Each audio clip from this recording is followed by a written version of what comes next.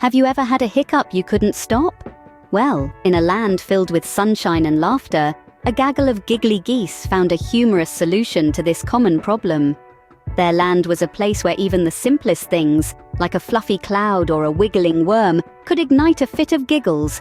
But the greatest giggles of all came from a most peculiar place, their tummies. One sunny afternoon, a particularly plump goose named Penelope let out a hiccup so loud it rattled the leaves on the nearby trees. This sent the other geese into a fit of giggles.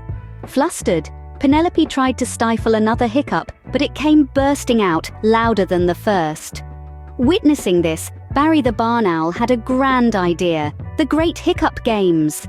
The rules were simple. Each goose would tell the funniest joke they knew, and the one who hiccuped the least would be the hiccup champion. The games began with jokes about sleepy sloths, grumpy grizzly bears, and even a particularly forgetful forget-me-not. The audience of geese honked and quacked with laughter. Penelope, however, was a nervous wreck. With each booming guffaw from the crowd, her tummy rumbled like a thunderstorm. When it was her turn, she asked, "What do you call a lazy kangaroo?" The geese stared blankly, and then a single giggle erupted from the crowd. It grew louder, and soon the entire meadow was filled with honking laughter. Penelope, confused, looked around. Then she realized she was giggling too, and not a single hiccup escaped. The games ended in a flurry of feathers and laughter. Penelope, despite not telling a joke, was declared the hiccup champion. It turned out the best way to stop a hiccup was simply to let loose and have a good laugh.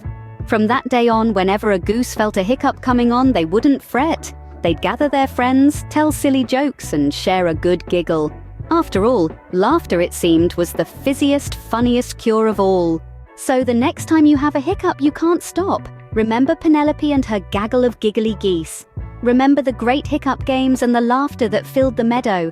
And most of all, remember that sometimes the best way to stop a hiccup is simply to have a good laugh.